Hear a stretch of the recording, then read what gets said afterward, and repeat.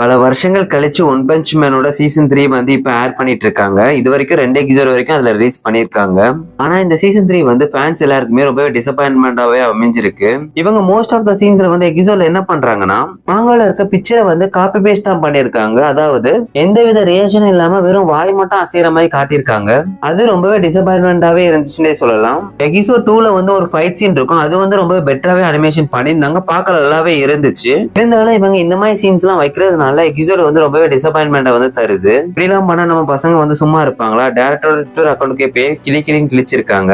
மனசுல இருந்த வன்மத்தை எல்லாமே கக்கியிருக்காங்க. அவர் வந்து ரொம்பவே உருக்கமான பதிவு போட்டு அவரோட ட்விட்டர் அக்கௌண்ட் வந்து டீஆக்டிவேட் பண்ணிட்டாரு.